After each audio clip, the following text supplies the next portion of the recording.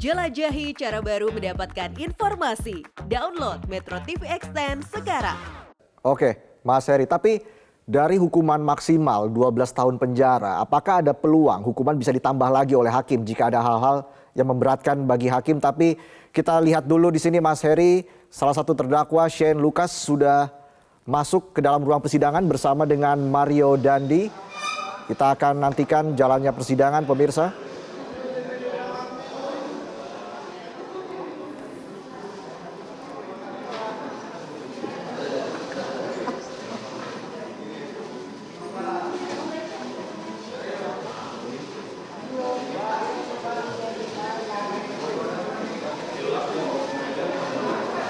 Ya pemirsa, sidang tuntutan terhadap Mario Dandi dan Shane Lucas akan segera digelar. Hari ini yang jadwal semula disebutkan pukul 10 waktu Indonesia Barat. Namun saat ini pukul 10 waktu Indonesia Barat atau pukul 10.16 waktu Indonesia Barat, sidang baru akan dimulai.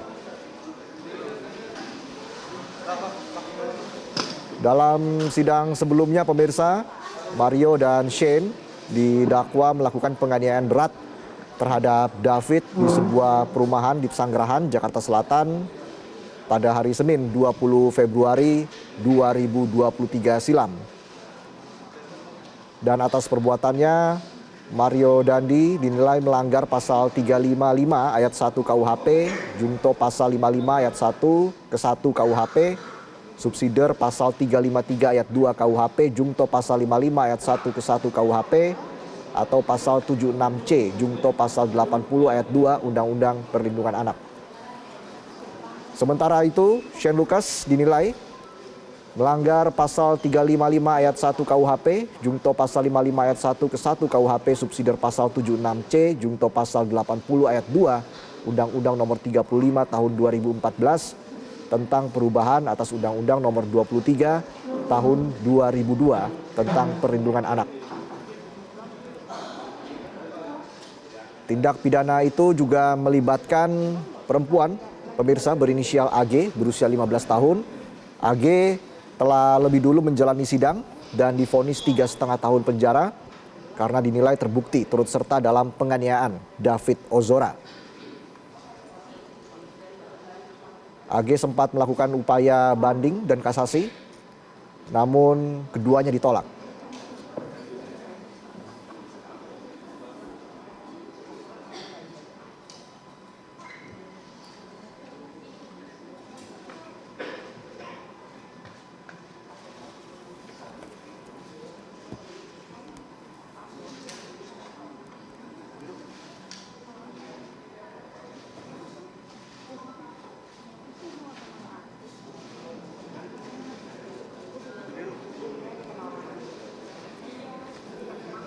Sebagai informasi pemirsa, sebelumnya orang tua dari Mario Dandi, Satrio sekaligus mantan pejabat Ditjen Pajak, Rafael Aluntri Sambodo, menyatakan tidak bersedia membayar restitusi atau ganti rugi sebesar 120 miliar rupiah atas penganiayaan yang dilakukan anaknya terhadap David Ozora.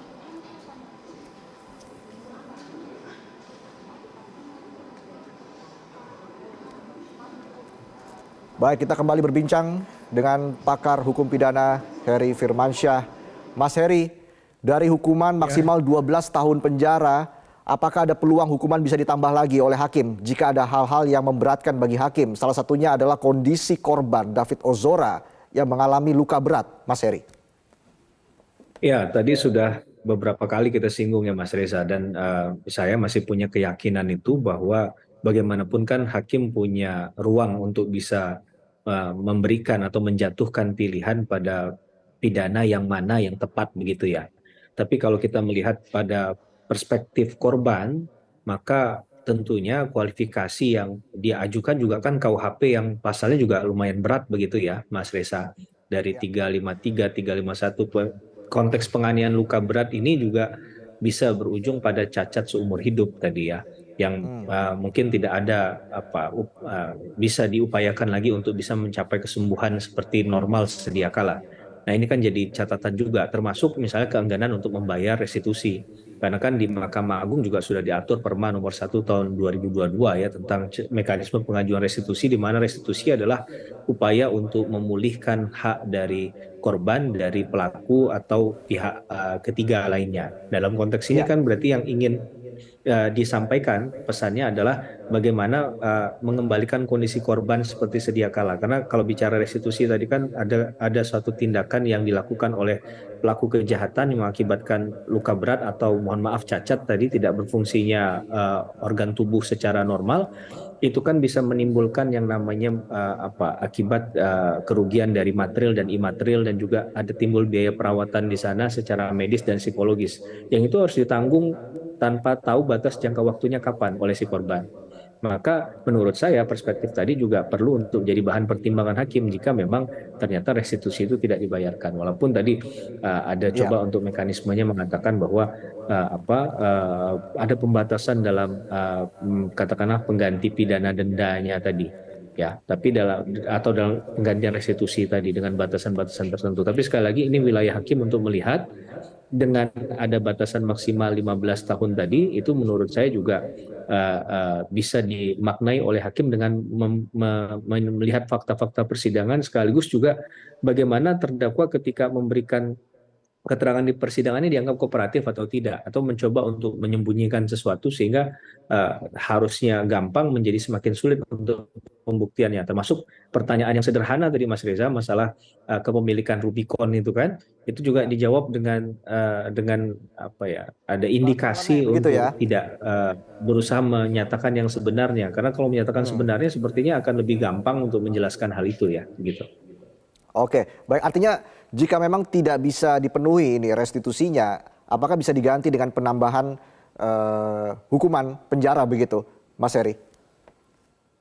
Iya, itu bisa jadi dalam upaya untuk kemudian memulihkan hak-hak korban ya. Dan ketika bicara tentang perlindungan hukum yang condong kepada kepentingan korban sekali lagi, maka hakim bisa saja menilai hal tersebut, Mas Reza. Itu masuk ke wilayah perspektif penilaian hakim ya. Yang pasti sekarang sedang didorong bagaimana caranya tidak hanya berpikir untuk menghukum pelaku seberat-beratnya, tapi untuk kasus-kasus tertentu, misalnya pidana yang Baik, bicara tentang penganiayaan yang baik. Mas Heri, mengakibatkan luka berat, itu juga harus dipikirkan hal-hal semacam ini ke depan. Begitu Mas Reza. baik. Cara mudah mendapatkan informasi dengan satu sentuhan jari. Download Metro TV Extend.